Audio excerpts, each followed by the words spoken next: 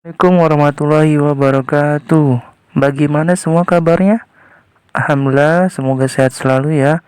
Hari ini kita bertemu kembali. Kita melanjutkan materi minggu yang lalu. Kita sudah bahas tentang akhlak tercela, tentang hasad atau dengki, dan juga sifat pendendam. Hari ini kita akan melanjutkan materi tentang akhlak tercela, yaitu sifat fitnah, namimah, dan gibah. Maka dari itu kalian simak videonya sampai selesai. Jangan lupa di like dan di subscribe.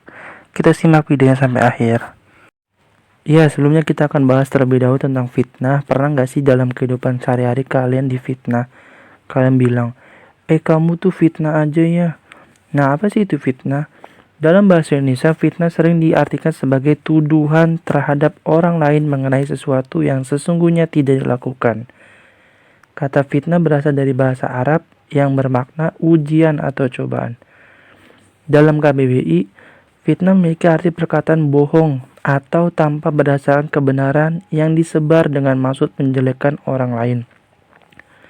Ini suatu sifat yang berbahaya sekali yang bisa menjatuhkan orang lain, membuat orang lain itu tertuduh, bahkan merasakan orang lain itu buruk di depan umum.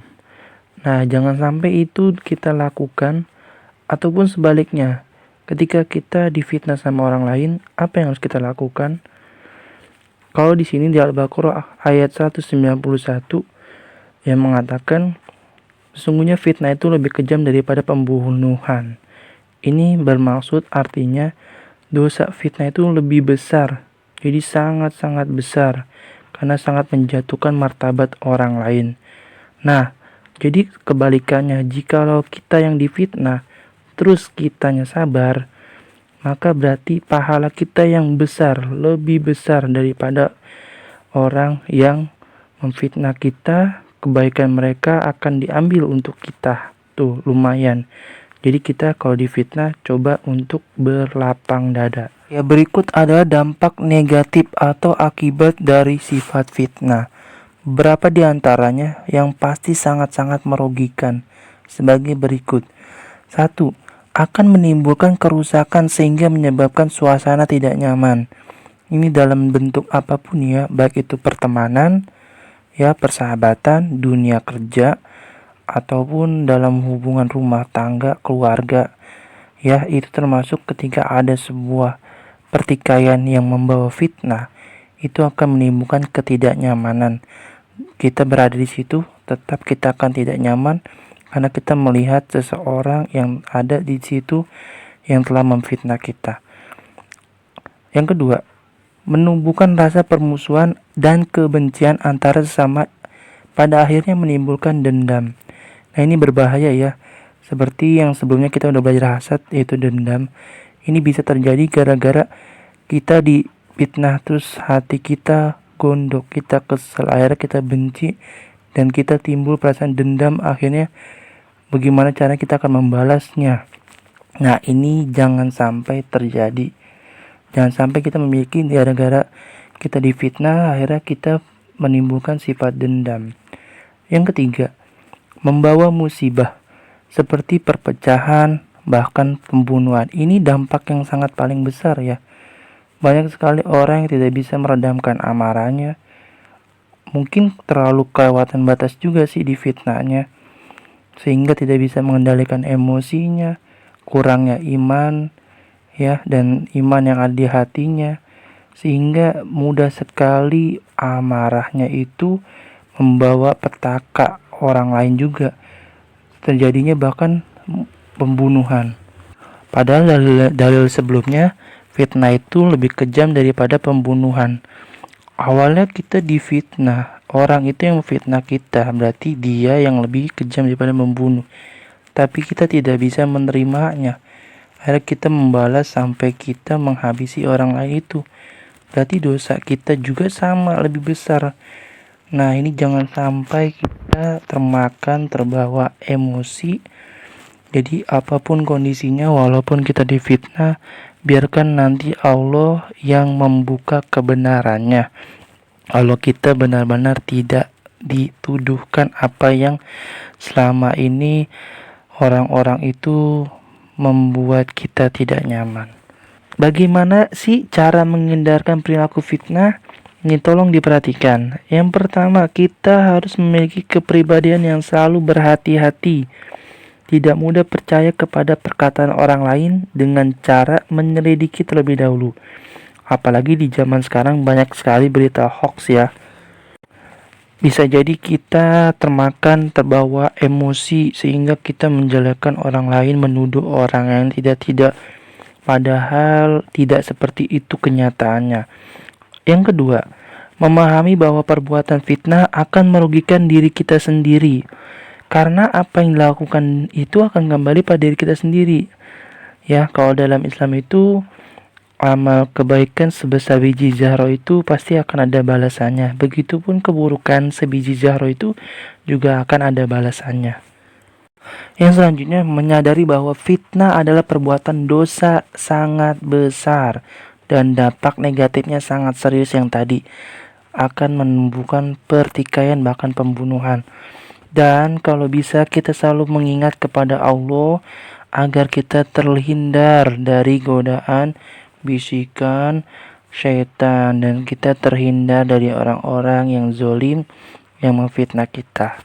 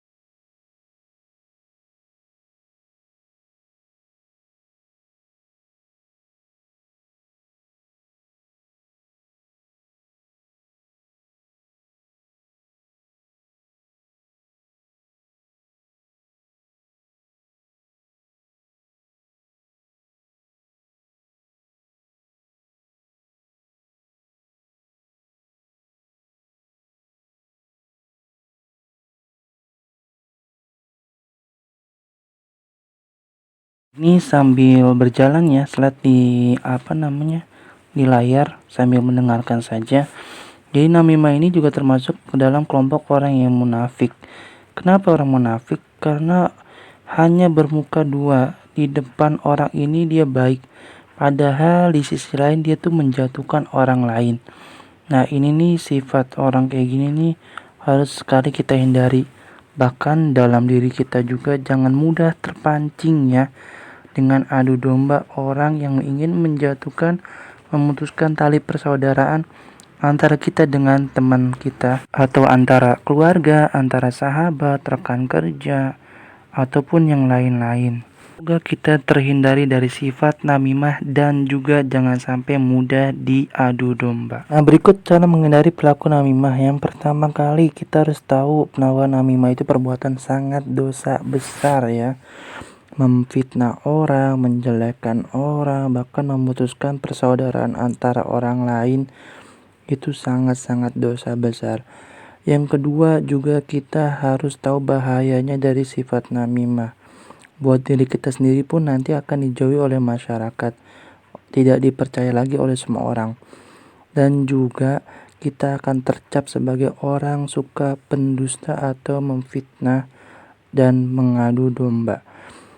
Dan kalau bisa, biar terhindar dari sifat namimah, terhubungkanlah jalinan silaturahim antara satu dengan yang lain.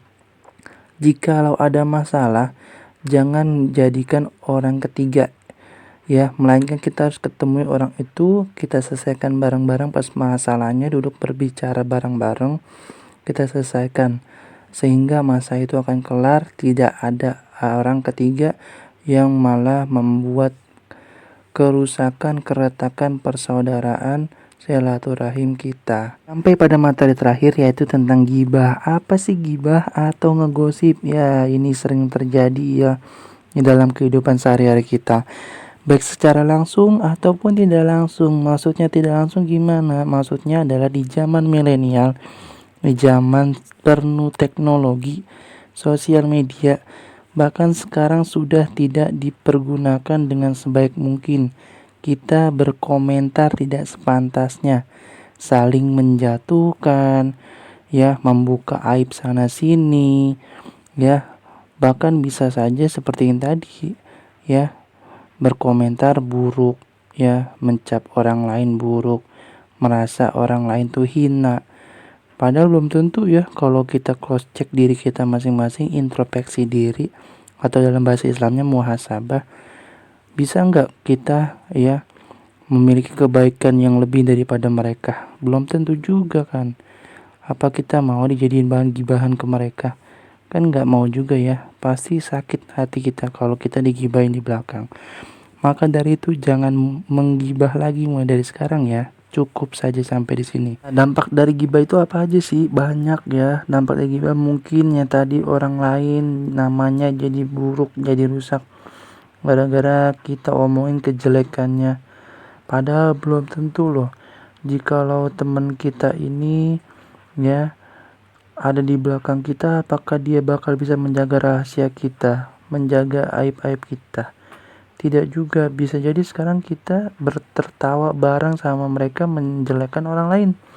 Tapi bisa jadi nanti ketika kitanya tidak ada, kita yang malah ditertawakan di belakang. Apa nggak sakit tuh? Yang kedua, menimbulkan permusuhan atau kebencian. Nah, sifat benci akhirnya dendam kepada orang lain. Nah, ini bahaya banget. Yang ketiga juga sama ya, memutuskan persaudaraan. Jadi nggak hangat lagi, nggak harmonis lagi. Jadi saling benci, adanya perselisihan, dan lain-lain. Banyak sekali keburukannya. Mulai sekarang stop berbicara gibah. Arti di sini gibah yang buruk ya. Jadi kalau misalkan kalian menggibahin orang lain, menjelekkan orang lain, stop mulai sekarang. Mendingan kalian bahas tuh kajian, kalian bahas tentang pelajaran, belajar bersama. Ada hal-hal yang lebih bermanfaat daripada menggosipkan orang lain. Cara perilaku menghindari gibah, bagaimana ya? Menghindarinya, pertama harus menyadari bahwa perilaku gibah itu enggak Allah sukai, Allah akan membencinya. Yang kedua, menjauhi dari hal-hal yang tidak bermanfaat untuk dibicarakan. Kita harus memfilter dulu, kita harus selektif dulu apa yang pengen kita obrolin ya. Jangan sampai membawa kemudorotan atau ketidakbermanfaatan, menimbulkan dosa. Yang ketiga, meninggalkan orang-orang yang menggibahkan kita atau mengunjing kita. Ya, kalau misalnya ada orang yang pengen menggibah, pengen menggosip, menjelekkan aib orang lain, juga udah tinggalin aja. Pura-pura pengen kemana gitu, tinggalin aja atau sibuk apa. Yang keempat, mengingat orang lain yang sedang digibahin. Gimana perasaannya ya gitu. Misalkan kita di posisi seperti itu, yang dibicarakan keburukannya. Yang terakhir, memahami, menyadari perbuatan gibah dapat mencelakakan dirinya sendiri atau orang lain. Ini jelas ya, akan kembali kepada dirinya sendiri.